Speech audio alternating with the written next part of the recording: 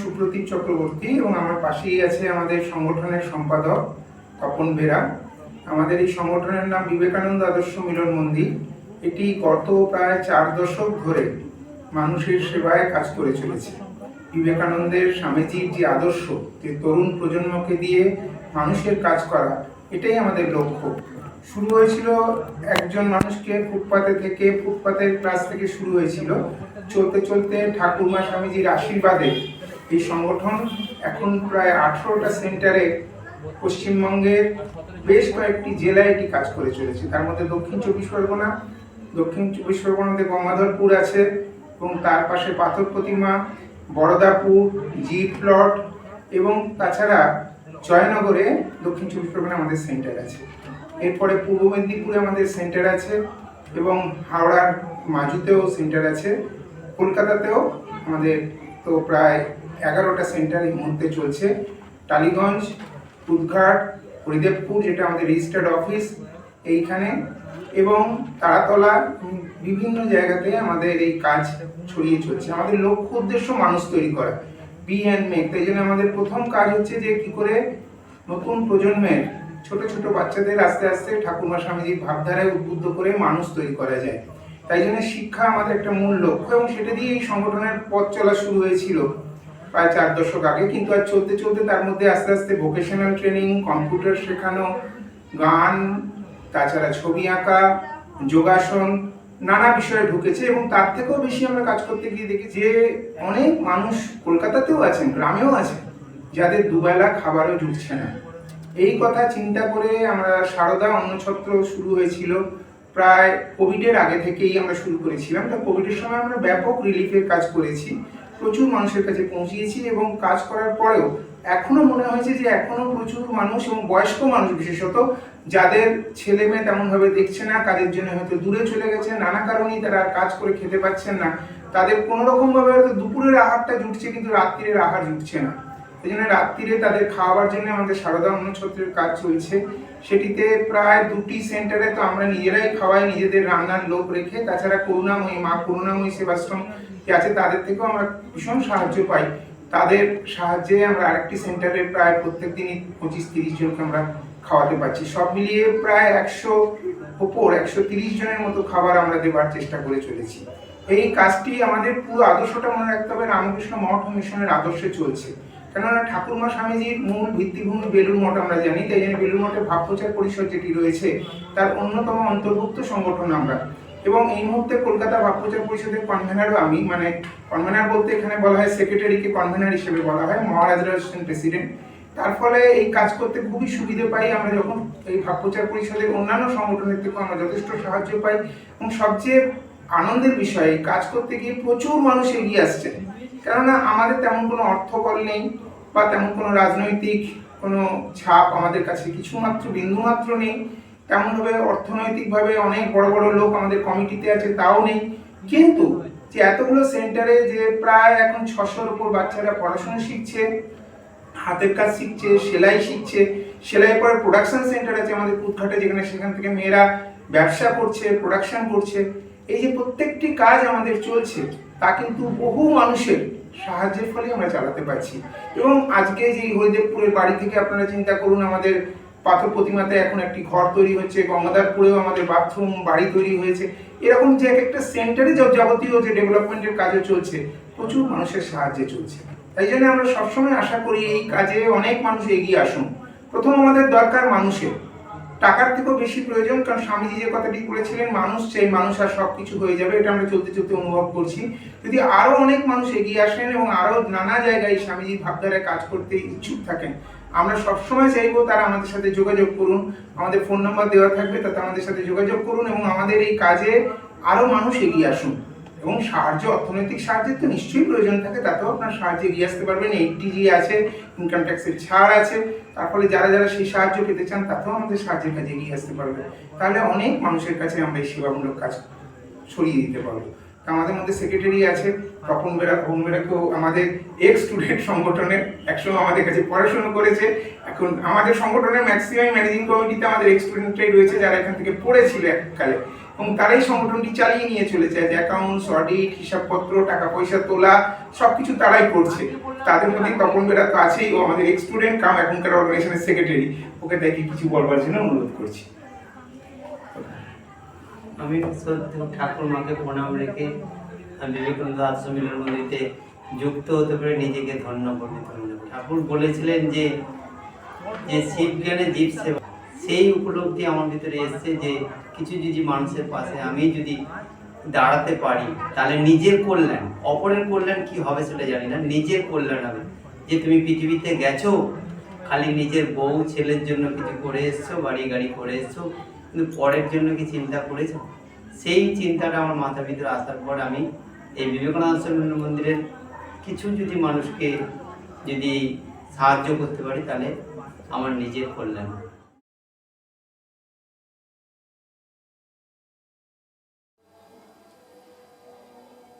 যথাগ্নি দাহিকা শক্তি রাম কৃষ্ণে স্থিতা হি যা সর্ববিদ্যাং স্বরূপাং তাং শারদাং প্রণমাম্যহম। জননীং শারদাং দেবীং রামকৃষ্ণং জগদ্গুরুম পাদপদ্মে তয়ো শ্রিত্বা প্রণমামি মুহুর্মুহু। আজকের যেটি মূল আলোচনার বিষয় আছে সেটিটা আমরা সবাই যেন ভাবতে চাই যে মা শ্রী শ্রী মা সারদা দেবী গৃহীদের কিভাবে আদর্শ জীবনযাপন করবার পথ দেখাবেন। আপনারা মনে রাখবেন, জগজ্জননীকে, স্বয়ং জগজ্জননী মহামায়াকে ঠাকুর এনেছিলেনই সেই কাজের জন্য। কারণ ঠাকুর জানতেন যে এই সংসারে বেশিরভাগ মানুষ তো গৃহী, গৃহীদের কিভাবে জীবনযাপন করতে হবে সেটি যদি তাদের সামনে তুলে না ধরা যায় তাহলে তো তারা কখনো পথ দেখতে পাবেন না। কারণ ঠাকুরের জীবন আমরা দেখব মুহুর্মুহু সমাধিস্থ হচ্ছেন, একবারে দক্ষিণেশ্বরে নানা ধর্মমতের সাধনা করছেন, সমাধিস্থ হচ্ছেন, অপূর্ব তপস্যাময় একটি জীবন। স্বামীজির জীবন যদি দেখতে চাই, সন্ন্যাসীর জীবন, সর্বত্যাগীর জীবন, এবং সারা পৃথিবীময় স্বামীজির ভাবধারা তিনি প্রচার করছেন। তাহলে গৃহীদের পথ কি? গৃহীরা তো এই দুটো আদর্শকে কখনো ধরতেই পারবে না, কেননা চিন্তা করা যেতে পারে না তাদের মতো ঠাকুরের মতো সেই জীবন, যিনি মুহুর্মুহু ঈশ্বরের সাথে সমাধিস্থ হচ্ছেন, মার সাথে কথা বলছেন, মহামায়ার সাথে প্রায়শই কথা বলছেন, সেই স্বর্গলোকের সাথে এই মর্তলোকের তিনি একটি ব্রিজ রচনা করে রয়েছেন। কত লোক ভক্তরা বসে আছেন, মা তুই এখন এলি, এই রূপে এলি, এই কাপড় পরে এলি, একে কেন এক কলা দিলি, কত রকম কথা হচ্ছে। মাকে তিনি দেখছেন, মার সাথে কথা হচ্ছেন। গৃহীরা মনে করবে যে এ তো তাদের পক্ষে কোনোদিন সম্ভব নয়। তাই জন্যই ঠাকুর এনেছিলেন মাকে, মহামায়া স্বয়ং এলেন, কেননা গৃহীদেরকে পথ দেখাবার জন্য। ঠাকুর তাই মাকে বলছেন, আমি আর কি করেছি, তোমাকে ঢের বেশি করতে হবে। কলকাতার লোকগুলো পোকার মতো কিলবিল করছে, তোমাকে এদের দেখতে হবে। মা বলছেন, আমি মেয়ে মানুষ, কি করব না, এর ঢের বেশি তোমায় করতে হবে। এবং পরবর্তী সময় দেখছি ঠাকুর চলে যাবার পরে এই রামকৃষ্ণ সংগঠনকে সম্পূর্ণভাবে ধরে রেখেছেন মা। এবং তাই জন্য স্বামীজির ভাষায় তিনি হলেন এই সংঘ জননী। এই সংঘকেই তিনি কেন্দ্র করে সংঘকে রক্ষা করছেন, তিনি রক্ষাকর্ত্রী, পালন কর্ত্রী। তাই জন্যে প্রথম রামকৃষ্ণ মিশনের প্রতিষ্ঠার সময় স্বামীজি ঘোষণা করেছেন যে মাকে কেন্দ্র করে, মা আর মেয়েরা, তারপর বাবা তার ছেলেরা, মানে মাকেই কেন্দ্র করে সংগঠন লক্ষ্য উদ্দেশ্যে চলতে হবে। কেননা গৃহীদের সামনের লক্ষ্য তো মাকে। তাই জন্য আমরা একবারে ছোটবেলা থেকে দেখি কিভাবে গৃহীদের মানুষের সেবা করতে হবে। ছোট্ট সারদার জীবন আমরা চিন্তা করি, ছোট্ট সারু সেই আছে জয়রামবাটিতে, সেখানে সেই খুব জোর সেই মানুষের দুর্ভিক্ষ হয়েছে, মানুষ খেতে পাচ্ছে না, দূর থেকে মানুষ ছুটে আসছে, তাদের গরম খিচুড়ি রান্না করে দিয়েছেন রামচন্দ্র মুখোপাধ্যায় তার বাবা, তারা খেতে বসে মুখটা পুড়ে যাচ্ছে। ছোট্ট সারদা নিজে থেকে এসে সেবা কাজ শুরু করে দিয়েছেন, দু হাতে পাখা নিয়ে তাদের হাওয়া করে সেই খাবারকে ঠান্ডা করে দিচ্ছে। এবং তার সাথে সংসারের কাজ সম্পূর্ণভাবে তিনি করে চলেছেন, সব কাজ, সেই একবার মনীষদের খাবার পৌঁছানো থেকে আরম্ভ করে মার সাথে সব কাজে হাত মেলানো, সেই পৈতে তৈরি করা, এবং সেই দলঘাস কাটা। আপনারা দেখবেন যে দলঘাস কাটছেন, সেই গলা পর্যন্ত জলের মধ্যে মা নেবে। পরবর্তী সময় তাই জন্য দেখি মার জীবনে কর্মের কোনো বিরতি নেই, কেন কাজ করেই চলেছেন শেষ জীবন পর্যন্ত। মা সেই কাজ করে চলেছেন, কারণ ঈশ্বরের চিন্তা করতে গেলে যে সংসারের কাজের জন্য চিন্তা করতে পারি না আমরা অনেক সময় ভাবি, সেটি যে কত বড় ভুল আমাদের সামনে, সংসারীদের সামনে তিনি তুলে ধরছেন। তার মধ্যে প্রত্যেক দিন 1,00,000 বার জপ করছেন, তিনি সঙ্গজননী যেমন রামকৃষ্ণ মিশনকে পরিচালিত করছেন, তেমনি অসংখ্য গৃহী ভক্তের জীবনের পথ দেখাচ্ছেন তিনি। তাদের কি অপূর্ব ভালোবাসা! এ মা পাতানো মা নয়, এ মা গুরুপত্নী নয়, এ মা কথার কথা মা নয়, এ মা সত্য জননী, এ মা জন্ম জন্মান্তরের মা। মা এই কথাটি যেমন বলছেন তেমন করছেন। আমরা দেখব গিরিশ ঘোষ সেখানে গিয়ে পৌঁছিয়েছেন। সেই জয়রামবাটির কিছু কিছু ঘটনার কথা যদি আমরা স্মরণ করি, গিরিশ ঘোষ পৌঁছিয়েছেন।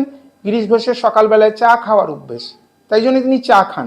কিন্তু গ্রাম, মায়ের বাড়িতে তখন গরুর কোনো বন্দোবস্তই নেই। সকালবেলায় ঘুম থেকে উঠে মা গ্রামের ঘরে ঘরে ঘুরে দুধ জোগাড় করছেন। অবাক হয়ে যাচ্ছেন তিনি, যে পরে একদিন দেখতে পাচ্ছেন যে তিনি মাকে জানতে পারছেন যে মাই সেই কাজটি করছেন, তিনি চা খাবেন বলে। আবার তার পরিষ্কার চাদরে শোয়া অভ্যেস, প্রত্যেক দিন কোনো একটা সময় মা সেটি কেচে শুকিয়ে সেখানে পেতে দিচ্ছেন।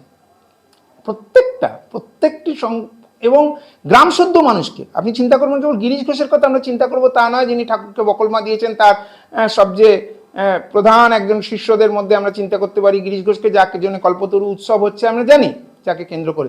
কিন্তু গ্রাম শুদ্ধ মানুষের কাছে তিনি মা। একেবারে একবার আপনার যদি সেই আমজাদের কথা চিন্তা করেন, আপনারা দেখবেন সেই তুঁতে ডাকাত বলা যেতে পারবে না, চোর বলা যেত তখনকার দিনে, মাঝে মাঝেই চলে যাচ্ছে জেলে, সে জেল থেকে ফিরছে যখন সেই ছিন্ন বস্ত্র রুক্ষ চুল মার কাছে এসে পৌঁছিয়েছে আমজাদ, কয়েকটি গাছের কলা নিয়ে মা দেখি তাকে আদর করে খেতে বসাচ্ছেন সেই মুসলিমকে। এবং তখন যে নলিনীদি খাবারটি দিচ্ছে, সেই লুচি দিচ্ছে তাকে খাবার, দুধ থেকে ছুঁড়ে ছুঁড়ে দিচ্ছে। মা বলছেন এইভাবে, কারণ মুসলিম স্বাভাবিকভাবে হিন্দু বাড়ি, হিন্দু ব্রাহ্মণ বাড়ি, সেখান থেকে কি করে দেয়া যাবে, তাই তিনি ছুঁড়ে ছুঁড়ে দিচ্ছেন। মা বলছেন এইভাবে খাবার দিলে কি আমার ছেলের পেট ভরে? মা নিজেই তার হাত থেকে সেই লুচি কেড়ে নিয়ে তাকে খাওয়াচ্ছেন না কেবল, আরো চিন্তা করুন, খাওয়ার পরে তার এঁটোটি পর্যন্ত পরিষ্কার করছেন। নলিনীদি তখন একটা অদ্ভুত কথা বলছেন, মা তোমার জাত গেল, এই 36 জাতে তুমি এঁটো কুড়োচ্ছ। মা বলেন 36 কোথায়, সবই তো এক, সবই তো আমার সন্তান। চিন্তা করুন। এবং তখন একটা বিখ্যাত উক্তি করছেন, যেটা চিন্তা করা যায় না, এটা মার পক্ষেই সম্ভব। তিনি বলছেন আমজাদও যেমন আমার ছেলে, শরৎও তাই। শরৎকে, শরৎ মহারাজ স্বামী শারদানন্দ রামকৃষ্ণ মিশনের প্রথম সম্পাদক, এবং মার জন্যে একবারে অক্লান্ত পরিশ্রম করেছেন। মনে রাখবেন, কলকাতার উদ্বোধনের বাড়ি তার তৈরি করা। তিনি বই লিখে ধার করে টাকা জোগাড় করে উদ্বোধনের বাড়ি তৈরি করছেন। নতুন বাড়ি জয়রামবাটি তার তৈরি করা। এবং এইভাবে মার জন্যে সমগ্রভাবে জীবন দিয়ে তিনি সেবা করে চলেছেন। সঙ্গে সঙ্গে তিনি রামকৃষ্ণ মিশনের সম্পাদকও। তিনি, স্বামীজি তাকে সম্পাদক করে দিয়ে গেছেন, তাই জন্য আজীবন তিনি রামকৃষ্ণ মিশনের সম্পাদক থেকেছেন। পরবর্তী সময় রাজা মহারাজের শরীর যাওয়ার পর তাকে যখন বলা হলো যে সঙ্গের সভাপতির দায়িত্ব আপনি নিন, তিনি রাজি হলেন না, কেননা স্বামীজি আমাকে সম্পাদক করে দিয়ে গেছেন। তিনি রামকৃষ্ণ মিশনকে পরিচালনা করছেন, তিনি মা সমগ্রভাবে সেবা করছেন। কিন্তু মার চোখে চিন্তা করুন কি অদ্ভুত কথা, এই শরৎও যেমন আমার ছেলে, আমজাদও তাই। ওই মুসলিম যে চোর, যার কিছুমাত্র নাম নেই, কেউ তাকে জগতে চেনে না, যার কোনো অস্তিত্বই নেই সমাজের বুকে, মার কাছে তার সবাই এক, মা সবার। তাই জন্য মার জীবনের অপূর্ব। পরবর্তী সময় আমরা দেখবো যে কত মুসলিম গ্রাম থেকে মানুষের এসে মার বাড়িতে কাজ করছে। মার যখন নতুন বাড়ি তৈরি হচ্ছে, শরৎ মহারাজ তৈরি করছেন, মা ঠিক করে নিয়েছেন যে মুসলিম ওখানকার তাদের অবস্থা খুব খারাপ, তাদের অর্থ সংকলন হয় না, তাদের সংসার চলে না। মা তাদেরকে ঠিক করেছেন এরা এসে আমার বাড়িতে কাজ করবে, তাহলে এদের 2 পয়সা রোজগার হবে। গ্রাম শুদ্ধ লোক বাধা দিচ্ছে, হ্যাঁ এ কি, ওদেরকে দিয়ে কেন কাজ করানো হচ্ছে? তারা কাজ বন্ধ করে দিয়েছে, মা চুপ করে আছে, কাজ করতে দেবে না, কিন্তু কাজ হবে না, দরকার বাড়ি তৈরি হবে না। তারপর তারা একসময় বাধ্য হয়ে চুপ করে যেতে বাধ্য হলো। সেই মুসলিম মানুষগুলোকে দিয়ে মা কাজ করছেন, তারা মাকে অপূর্ব প্রাণ দিয়ে ভালোবাসছে, গ্রামে যা কিছু হচ্ছে সে মাকে দিচ্ছেন। আপনারা দেখবেন যে কিভাবে সবাইকে আপন করে নেওয়া মার জীবন হচ্ছে। তার মধ্যে কিন্তু একেবারে স্বয়ং ভগবতী এসছেন, সমাধিস্থ হয়ে যাচ্ছেন, কিন্তু সে কেউ জানতে পারছে না। সমগ্রভাবে যেন ঠাকুরের কথায় ছাই চাপা বেড়াল। মা হচ্ছেন ছাই চাপা বেড়াল। বেড়ালের গায়ে যদি ছায়ের মধ্যে গাদায় ঢুকে যায়, বেড়ালকে যেমন চেনা যায় না, সাদা রঙের সাথে বেড়ালের গায়ের রং মিলেমিশে এক হয়ে যায়, যেন কোনটা ছাই কোনটা বেড়াল চিনতে পারি না, মা যেন ঠিক তাই। ঠাকুরের ভাষায় যেন মাকে আমরা চিনতে পারবো। তাই জন্যে ও শারদা সরস্বতী রূপ ঢেকে এসেছে, ও জ্ঞানও দেয়নি, ঠাকুর বলছেন।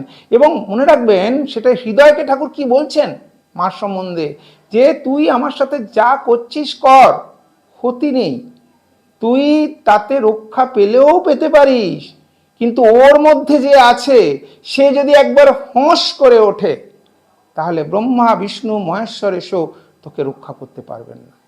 মার সম্বন্ধে ঠাকুরের কি চিন্তা, আপনারা চিন্তা করবেন, কারণ মা সবাইকে দেখবেন, সঙ্গজননী। একবারে ঠাকুরের কাছে সেই ত্যাগী সন্তানদের ঠাকুর ঠিক করে দিয়েছেন রাত্রিরে তারা কটা করে রুটি খাবে। হ্যাঁ, কে 2টো রুটি, কে 3টে রুটি, কে 1টা রুটি, কারণ রাতভর জবধান করতে হবে। কারণ ত্যাগী সন্তানরা যারা আসছেন, বাবুরাম, রাখাল, নরেন, লাটু, যারাই আছেন, তাদের ঠাকুরের মূল লক্ষ্য হচ্ছে এদের ঈশ্বর পথে এগিয়ে দেওয়া, ভগবান লাভের পথে এগিয়ে যাওয়া। রাত ভোর তারা তপস্যা করবে, যদি পেট ভরে খেয়ে নেয় তাহলে তাদের তো তপস্যায় মন বসবে না, ঘুম এসে যাবে রাত্রিরে। তাই জন্য ঠাকুর ঠিক করে দিয়েছেন, মাকে বলে দিয়েছেন যে এদেরকে এর বেশি খাবার দেবে না, এবং তাদেরকে বলে দিয়েছেন। তো একবার এসছেন, বাবুরামকে জিজ্ঞেস করছেন কটা খেলি, কেন, আমি বেশ 4-5টা রুটি খেলাম।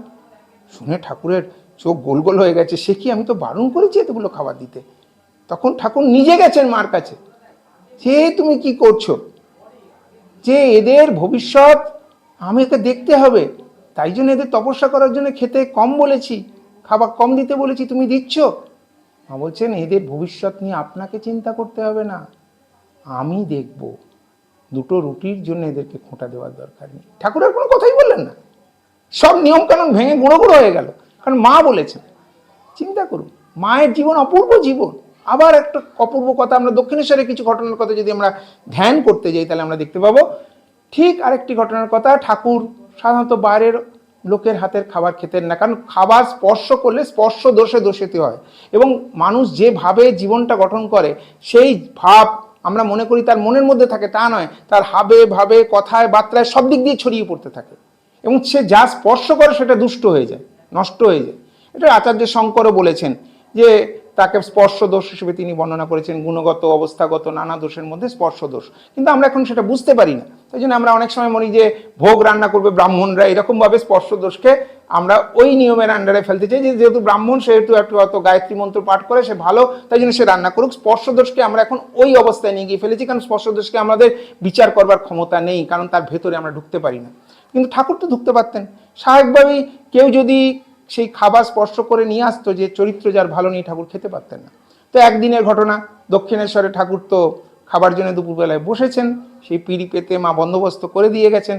তো ভাতের থালাটা নিয়ে মা নহবত থেকে বেরিয়েছেন, আপনারা জানেন নহবতখানা সেই ঠাকুরের ঘরের ঠিক পাশেই, সেখান থেকে খাবার রান্না করতেন, মা নিয়ে আসতেন, নিজের হাতে খাওয়াতেন। সেই থালাটা নিয়ে মা আসছেন, এমন সময় একজন মহিলা এসে গেছেন হঠাৎ। তিনি এসে বলছেন, মা থালাটা আমাকে দিন, আমি নিয়ে গিয়ে দিচ্ছি। তো মা কিচ্ছু না, সঙ্গে সঙ্গে তার হাতে দিয়ে দিয়েছেন। সে থালাটি নিয়ে এসে ঠাকুরের সামনে রেখেছেন, রেখে সে সঙ্গে সঙ্গে চলে গেছে। কিছুক্ষণ বাদে মা এসছেন দেখতে ঠাকুর কি খাচ্ছেন কিনা, এসে দেখছেন ঠাকুর চুপ করে বসে আছে। কি, তুমি খাচ্ছ না কেন? বলছে, তুমি তো জানো আমি জাত তার ছোঁয়া খেতে পারি না, তো তুমি জেনেও তুমি ওর হাতে কেন দিলে? কারণ খাবার ওই স্পর্শ দোষে নষ্ট হয়ে গেছে। তুমি আমায় কথা দাও যে আমার খাবার তুমি নিজে নিয়ে আসবে, তাহলেই একমাত্র খাওয়া যেতে পারে। তখন ঠাকুর, মা বলছেন অদ্ভুত সুন্দর কথা, হ্যাঁ ঠাকুর, তোমার খাবার আমি রোজ নিয়ে আসবো, কিন্তু কেউ যদি মা বলে আমার কাছে কোনো কিছু চায়, তাকে আমি না বলতে পারবো না। ও আমার কাছে মা বলে চেয়েছে, তাই জন্য আমি না বলতে পারবো। তুমি তো কেবল আমার একার ঠাকুর নয়, তুমি জগতের সবার।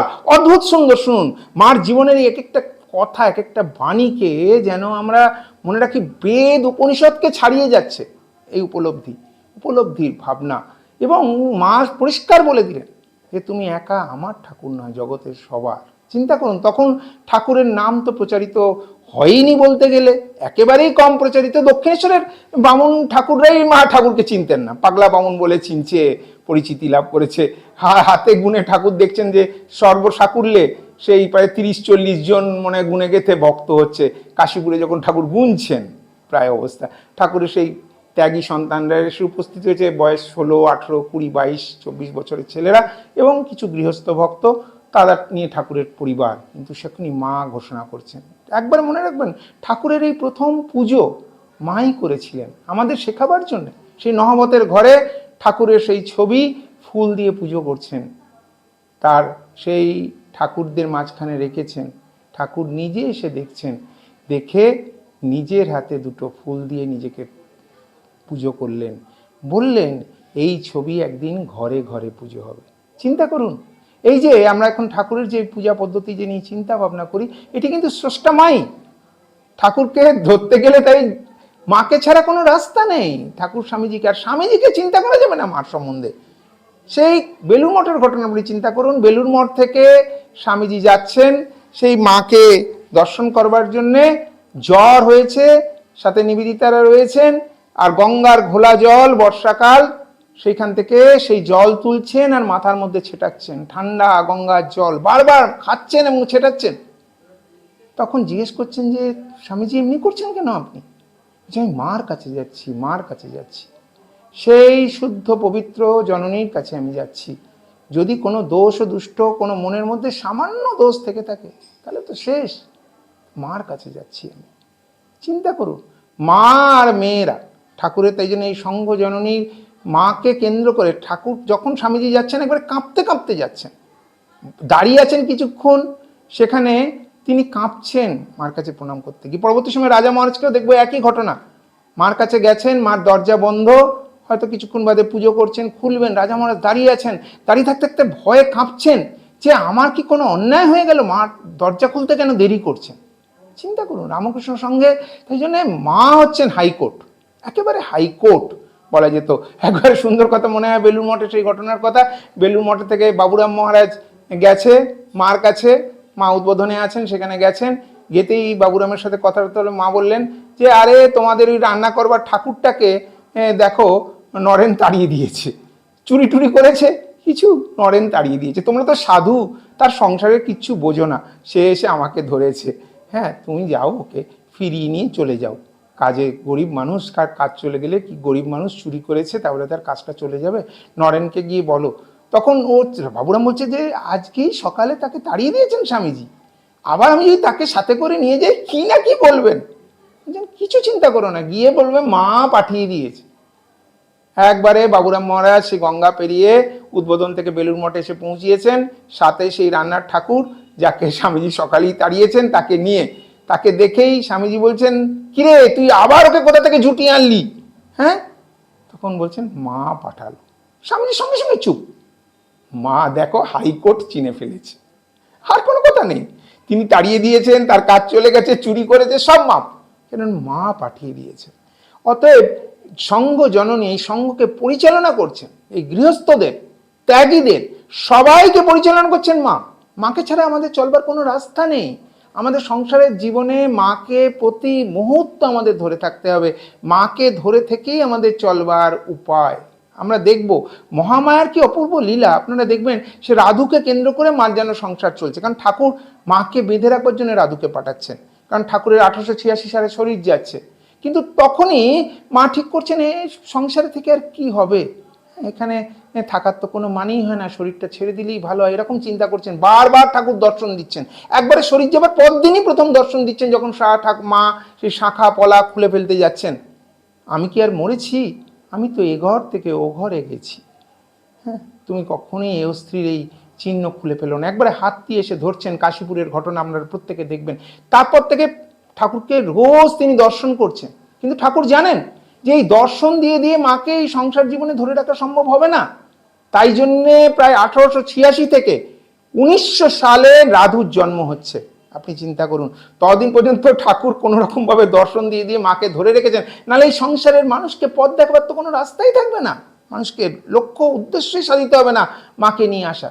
পরবর্তী সময় তাই যোগমায়াকে পাঠিয়ে দিচ্ছেন। সেই ঘটনাটা অদ্ভুতভাবে সুন্দর, আপনি মনে রাখবেন সেই ছবি যেটি জয়রামবাটিতে ঘটছে, সেই পাগলি মামি বা সুরবালা হেঁটে যাচ্ছে, পকলে সেই কতগুলো সেই নেতা ক্যাতা মাদুর জড়ানো আছে, আর পিছন দিয়ে পিছনে হামাগুড়ি দিতে চলেছে সেই ছোট্ট রাধু। এখানে মা বসে আছেন দাওয়াতে, চিন্তা করছেন এই তো মা, এই পাগলি মামি একবারে পাগল হয়ে গেছে, বাবাটিও মারা গেছে, এই বাচ্চা মেয়েটিকে দেখবে কে? মনটা চিনচিন করে উঠল। একটি অদ্ভুত সুন্দর কথা আছে, কথাটা আপনার মনে রাখার মতো, যে মানুষের দুঃখে মহামায়ার এই দুঃখেই তিনি সব দায়িত্ব তুলে নেন, গিয়ে বাচ্চাটিকে কে দেখবেন বলে তিনি কোলে তুলে নিলেন। ঠিক সেই সময় ঠাকুর দর্শন দিয়ে বলছেন, এই যোগমায়া, একে কেন্দ্র করে তুমি থাকো। তাই জন্য অদ্ভুত একটি মায়ার সংসার রচনা করেছেন, কারণ সংসারের মধ্যে টেনে রাখতে হবে মহামায়াকে, তবে তো এত মানুষের মুক্তি হবে। কত গৃহস্থ, কত মানুষ আসছে। আপনি চিন্তা করুন, বেলুড় মঠে গেছে গৃহস্থরা দীক্ষা নেবার জন্য, তারা দীক্ষা দিতে পারছেন না, রাজা মহারাজ, বাবুরাম মহারাজরা। এত পাপী, এত পাপ, কারণ যে দীক্ষা দিলে তার পাপ গ্রহণ করতে হবে। খুব ভয় পেয়ে গেছে, কি করে এদের দীক্ষা দেব, এদের তো এত পাপ। তিনি দেখতে পাচ্ছেন তারা তো অনেক চিন্তা করে বলছেন, ঠিক আছে এক কাজ করুন, জয়রামবাটিতে মা আছেন সেখানে পাঠিয়ে দিয়েছে। তো তারা গেছেন মার কাছে, মা তাদেরকে দেখেই চিনতে পেরেছেন। একটা অদ্ভুত সুন্দর কথা বলছেন মা, যে বিদেশে যদি আমার ছেলে থাকে, ছেলেরা সাধারণত ভালো ভালো জিনিস পাঠায় বিদেশ থেকে, আর আমাকে কিনা রাখাল বাবুরাম এই পাঠালো শেষকালে। এইরকম পাপী মানুষ পাঠিয়ে দিয়েছে মার কাছে দীক্ষা নেওয়ার জন্য, এবং মা একবারে তাদের দীক্ষা দিয়ে কোলে তুলে নিচ্ছেন। ধুলো কাদা মেখে আসলেও সব ধুলো কাদা মুছিয়ে তিনি কোলে তুলে নিচ্ছেন, একবারে অপূর্ব হয়। পরবর্তী সময় যখন রাজা মহারাজের কাছে, বাবুরাম মহারাজের কাছে খবরটা গিয়ে পৌঁছলো, তখন তারা অবাক, হে মহামায়া, মহামায়া, মায়ের কি লীলা। তারা বারবার, যে বিষ আমরা হজম করতে পারছি না, সেই বিষ আমরা মা অবলীলায় হজম করে নিচ্ছেন। চিন্তা করুন, রামকৃষ্ণ সংঘের কে সম্পূর্ণভাবে তিনি পথ দেখাচ্ছেন, রামকৃষ্ণ সংঘ নয়, গৃহস্থদের। এবং সেই গৃহস্থদের তাদের জীবনের লক্ষ্য উদ্দেশ্য স্থির করে দিচ্ছেন, যে ঈশ্বরকে ধরে তোমরা সংসারে থাকো। কত শারীরিক অসুস্থতা মার জীবনে দেখবেন, অসুখের সেই পিলে দাগানো থেকে আরম্ভ করে ম্যালেরিয়া, অসুখে বিসুখে জর্জরিত, সংসারে দুঃখ কষ্ট চিন্তা করতে পারবেন না, ভাই ভাই ঝগড়া, লাঠালাঠি, মারামারি, গন্ডগোল। রাধু পরবর্তী সময় সে বড় বড় লাউ কুমড়ো ছুঁড়ে ছুঁড়ে মারছে, মার পিঠ ফুলে যাচ্ছে। পাগলি মামি জ্বলন্ত আগুনের চেলা কাঠ পার করে নিয়ে মাকে মারতে আসছে। চিন্তা করুন, সংসারের কলহ, দুঃখ, শারীরিক কষ্ট মার জীবনে যেন একেবারে গ্রহণ করেছেন, কারণ তিনি দেখাতে চাইছেন যে দেখো, সংসারের মধ্যে থাকলেই এগুলো আসবে জীবনে, কষ্ট, দুঃখ, আঘাত প্রতি মুহূর্তে আসবে, কিন্তু ঈশ্বরকে ধরে থেকে কিভাবে সংসারে থাকতে হয়। কেননা যদি ঈশ্বরকে তুমি ধরে থাকো, তুমি তাকে অতিক্রম করে যেতে পারবে। সে দুঃখ কষ্ট তোমার পায়ের তলা দিয়ে জলের মতো চলে যাবে, সে কখনো তোমায় আবদ্ধ করতে পারবে না, ভেঙে ফেলতে পারবে না। এই যে চিন্তা, এই যে ভাবনা, একবারে মার জীবনে একবারে পড়াতে পড়াতে মিশে আছে। একবার জীবন্তভাবে তিনি দেখাচ্ছেন সংসারের মধ্যে থেকে। তিনি গেরুয়া ধারণ করেননি, সন্ন্যাস গ্রহণ করেননি, কারণ আমাদের সংসারী মানুষদের তো এটাই পথ। আমাদের আত্মীয় স্বজন, লোকজন, দুঃখ কষ্ট নিয়েই সংসার। তখন আমরা যাতে এই অজুহাত খাড়া করতে না পারি যে দুঃখ কষ্টের জন্য, সংসারের কাজের জন্য, শারীরিক কষ্টের জন্য আমরা ভগবানকে ডাকতে পারছি না। তার সেই অপূর্ব কাজ আপনি চিন্তা করুন, তার সাথে সাথে রামকৃষ্ণ মিশনকে কিভাবে তিনি পরিচালিত করছেন। একবারে বেলুড় মঠের সেই পদরজ, মা যখন প্রথম চরণ দিয়েছেন বেলুড় মঠে, যখন মা চলে যাচ্ছেন, স্বামীজি নিচে তার সেই পায়ের সেই মাটিটি তুলে রাখছেন। এখনো বেলুড় মঠের মন্দিরে হুলুঙ্গিতে সেই মায়ের পদরজ রয়েছে, কারণ মাই সব, মার চরণেই দেখেই তিনি সব কিছু সৃষ্টি করে যাচ্ছেন জগৎ সংসারকে। মাকে দিয়ে বেলুড় মঠকে স্থাপন করাচ্ছেন স্বামীজি। পরবর্তী সময় দেখবেন নিবেদিতা স্কুলও মা গিয়ে প্রতিষ্ঠা করছেন, যেটা পরবর্তী সময় এখন সারদা মঠ বলতে পারেন আপনারা। সারদা মঠ মিশনের একবারে অঙ্কুর ভূমিত নিবেদিতা স্কুল, এবং সেই নিবেদিতা স্কুল সেই মাই প্রতিষ্ঠা করছেন মাকে কেন্দ্র করে। একেবারে দুটো জিনিসকে একবারে মাকে কেন্দ্র করে পরবর্তী সময়ে এখন আমাদের ভারতবর্ষের সব মানুষকে পথ দেখাচ্ছেন, পৃথিবীর সবাইকে পথ দেখাচ্ছেন। এবং সেই নিবেদিতাকে আপনি যদি চিন্তা করেন, নিবেদিতাকে নিয়ে এসছেন স্বামীজি। স্বামীজির মনে খুব ভয় যে ভারতবর্ষীরা কি করে নিবেদিতাকে, সেই বিদেশিনীকে গ্রহণ করবে। তিনি প্রথম নিয়ে গেলেন মার কাছে। চিন্তা করুন, মার কাছে নিয়ে গেছেন যে দেখি মা কিভাবে গ্রহণ করেন। কারণ মা যদি গ্রহণ করেন, ভারতবর্ষ নিবেদিতাকে গ্রহণ করবে। মা তাকে একসাথে তো বসেছেন, একসাথে বসে খাচ্ছেন, আদর করে মায়ের প্রিয় খুকি হিসাবে নিবেদিতাকে গ্রহণ করে নিচ্ছেন। স্বামীজি অবাক হয়ে যাচ্ছেন, কল্পনা করতে পারেননি যে এইভাবে মা গ্রহণ করতে পারবেন। আবার সেই নিবেদিতার সাথে সেই বিখ্যাত ছবিটা আপনারা দেখবেন, সেই নিবেদিতা বসে আছেন, মা বসে আছেন, কি স্নেহপূর্ণ দৃষ্টিতে মা নিবেদিতার দিকে তাকিয়ে আছেন। নিবেদিতা মানে মনে রাখবেন পরবর্তী ভবিষ্যৎ ভারতবর্ষের স্বাধীনতা সংগ্রামকে নির্দিষ্ট পথে নিবেদিতা নিয়ে যাচ্ছেন, নারী শিক্ষাকে নিয়ে যাচ্ছেন, সবের ওপর রয়েছে মার সেই আশীর্বাদ, অপূর্ব সুন্দর সেই আশীর্বাদ। সেই জন্যে নিবেদিতার থেকে আরম্ভ করে রামকৃষ্ণ মিশনের প্রত্যেকটা মুহূর্ত, একদিনের কথা আমরা যদি চিন্তা করি, উদ্বোধনের ঘটনা, মা রয়েছে উদ্বোধনের দোতলায়, হ্যাঁ, হঠাৎ তিনি সেইখানে ডাকছেন, শরৎ শরৎ বলে শরৎ মহারাজ থাকতেন একেবারে মায়ের বাড়ির তলায়, সেই ছোট্ট ঘরটায়। আপনার মায়ের দাড়ি বলতেন, মানে যেন অনেকে এসে জিজ্ঞেস করতো আপনি কে, বলতেন আমি বাড়ির দারোয়ান, মানে দাড়ি। হ্যাঁ, সেইখানে রামকৃষ্ণ মিশনের সেক্রেটারি, মায়ের সেবক, কিন্তু থাকতেন ওই ছোট ঘরটিতে। ওখানে বসেই কিন্তু লীলা প্রসঙ্গ উনি রচনা করেছেন, অত চেঁচা বেচির মধ্যে সব তিনি রচনা করছেন, রামকৃষ্ণ মিশনকে পরিচালনা করছেন। তো মা একবার সেই দোতলা থেকে শরৎ শরৎ বলে ডাকছেন, ভারী চেহারা শরৎ মহারাজের, সেই সরু সিঁড়ি দিয়ে ভয়ে, মার গলায় তো শুনতে পাওয়া যায় না, লজ্জাপটাবৃতা নিত্যাং, একবারে অবেদানন্দজি মায়ের স্তোত্রে লিখছেন। তাই সে মা ডাকছেন, কাউকে দিয়ে না ডেকে নিজে ওপর থেকে, সঙ্গে সঙ্গে তিনি ভয়ে কাঁপতে কাঁপতে উপরে উঠে গেছেন। যে কি হয়েছে মা, কি হয়েছে মা? মা বলছেন, শুনলাম যে বেলুড় মঠে নাকি খাবারের খুব অভাব, হ্যাঁ, তোমরা যদি চালাতে না পারো আমাকে বলো, আমি গিয়ে ওখানে বসছি, আমি দেখছি। চিন্তা করুন, রাজা মহারাজ তখনই শরৎ মহারাজ বলছেন, না না না, দেখছি মা, দেখছি কি অবস্থা দেখছি। তাড়াতাড়ি করে রাজা মহারাজ যাচ্ছেন বলরাম মন্দিরে, সেখানে গেছেন, রাজা মহারাজের সাথে কথা বলে সেই অর্থ নিয়ে তিনি তাড়াতাড়ি ছুটেছেন বেলুড় মঠে, সেই নৌকো ভাড়া করে চাল ডাল আটা যা যা খাবার দাবার দরকার, কারণ খাবার তো জুটতো না তখন একবারে। আপনি চিন্তা করবেন না তখন বেলুড় মঠের কি ভয়ঙ্কর অবস্থা, দিনগুলো যাচ্ছে সাধুদের, যে হয়তো কাউকে দুধ দেওয়া হচ্ছে, কাকে দুধ দেওয়া হতো, যারা খুব জ্বর টরে অসুস্থ হয়ে যেত, কয়েকদিন পরেই তাদের জিজ্ঞেস করা হতো কি গায়ে শক্তি পাচ্ছ তো, তার মানে এবার দুধটা বন্ধ হয়ে যাবে, মানে তোমার এই দুধের কোটাটা বন্ধ, শেষ কাল তুমি শক্তি পেয়ে গেছো। হ্যাঁ, তো সকালবেলায় মুড়ি চা, আবার একটু বেলার দিকে আসলে হয়তো সেই চাটাও জুটছে না, এরকম অবস্থা। এই তো খাবার দাবারের অবস্থা। শাকের সাথে তখন একবারে সেই আপনারা দেখবেন বুড়ো গোপালদা নিজে একটু চাষবাস করছেন, চাষবাস করে একটু একটু আনাজপাতি উঠছে, সেই দিয়ে কোনো রকমের ভাতের সাথে দুটো আনাজ আসছে, না তাও আসবে না, এরকম অবস্থা বেলুড় মঠে। সেইখানে মার একবারে পরিচালনায় সেখানে তার খাবার দাবার নিয়ে গিয়ে শরৎ মহারাজ গিয়ে সেখানে বন্দোবস্ত করছেন। সব দিকে মার নজর, প্রত্যেকটা দিকে তিনি নজর দিচ্ছেন। এবং মা গঙ্গা খুব ভালোবাসতেন, গঙ্গা স্নান করতেন, কেননা এই গঙ্গা কলুষহারিণী, ভারতবর্ষের মানুষের সব পাপকে সে গঙ্গা ধুয়ে নিয়ে চলেছে। মা প্রত্যেক দিন গঙ্গা স্নান করতেন, গঙ্গাকে ভালোবাসতেন। একবার ছোটবেলায় দেখবেন মায়ের গঙ্গা হচ্ছে আমোদর নদ, আপনার জয়রামবাটিতে যাবেন, আমোদর নদের মায়ের গঙ্গা, মা তখন গঙ্গা স্নান করতে যেতেন ভাইকে নিয়ে। পরবর্তী সময়ে সেই গঙ্গায় তিনি যাচ্ছেন স্নান করতে, এবং তখন তিনি একটি অদ্ভুত দর্শন করেছিলেন নীলাম্বরবাবু বাড়িতে, সেটি আমাদের বারবার মনে রাখতে হবে। সেইটি হচ্ছে রামকৃষ্ণ মঠের সেই কেন্দ্র, সেখানে নীলাম্বর বাড়িতে যদি আপনারা জানেন, একবার বেলুড় মঠের পাশেই সেখানে সেই মার ঘরটিও রয়েছে, সেই গঙ্গার সিঁড়িটিও রয়েছে, সেই বাড়িটি একবারে একই রকম রয়েছে। তার তলার ঘরেতেই নিবেদিতার ব্রহ্মচর্য ব্রত দিয়েছিলেন স্বামীজি, সেই শিব এবং বুদ্ধের সামনে নিবেদিতাকে অর্পণ করেছিলেন। সেই বাড়িতে তিনি বসে আছেন, মা একদিন চাঁদনি রাত সেই গঙ্গার ঘাটে বসে আছেন, এবং তিনি বসে আছেন ভাবস্থ অবস্থায়। হঠাৎ দেখছেন ঠাকুর এসেছেন সেখানে, এসে ওনার পাশ দিয়ে দ্রুত নেমে গেলেন গঙ্গায়।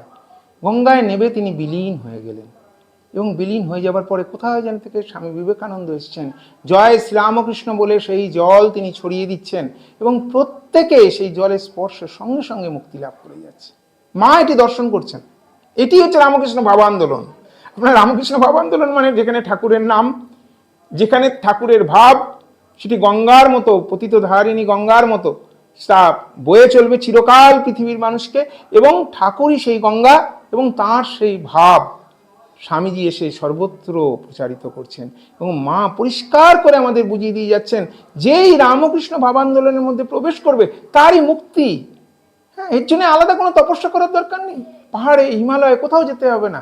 এই শিবজ্ঞানে জীব সেবা, মানুষকে ভালোবাসা, মানুষের জন্য ত্যাগ, সেবা, ভালোবাসা যেন মুক্ত প্রতি এই মা। অতএব প্রত্যেকটা রামকৃষ্ণ, তাই জন্য মনে রাখবেন এই ভাব আন্দোলনের এই ছবিটি আমাদের মনে রাখতে হবে।